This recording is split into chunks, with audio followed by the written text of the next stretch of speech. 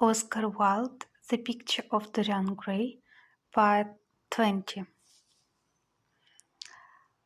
Carlington was mad after her. She was romantic, though all the women of that family were. The men were a poor lot, but egged. The women were wonderful. Carlington went on his knees to her, told me so himself.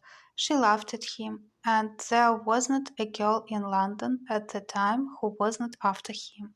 And by the way, Harry, talking about silly marriages, what is this humbug your father tells me about Dartmoor wanting to marry an American? Ain't English girls good enough for him? It is rather fashionable to marry Americans just now, Uncle George. I'll back English women against the world, Harry, said Lord Fermor, striking the table with his fist. The betting is on the Americans. They don't last, I am told, muttered his uncle. A long engagement exhausts them, but they are capital at a steeplechase. They take things flying. I don't think Dartmoor has a chance. Who are her people? Grumbled the old gentleman. Has she got any? Lord Henry shook his head. American girls are as clever as concealing their parents as English women are at concealing their past, he said, rising to go. They are pork packers, I suppose. I hope so, Uncle George. For Dartmoor's sake, I am told that pork packing is the most lucrative profession in America after politics. Is she pretty? She behaves as if she was beautiful. Most American women do. It is the secret of their charm. Why can't these American women stay in their own country? They are always telling us that it is the paradise for women.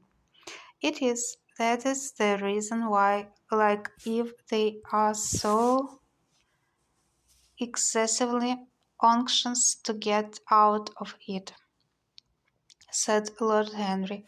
Goodbye, Uncle George. I shall be late for lunch if I stop any longer.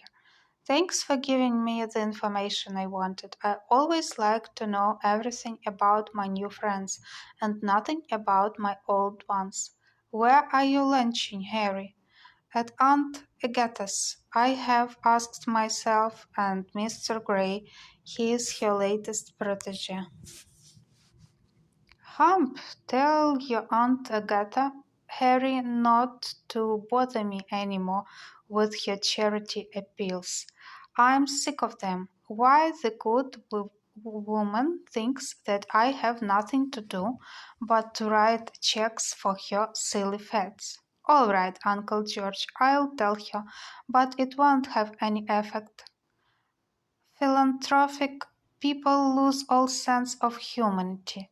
It is their distinguishing characteristic.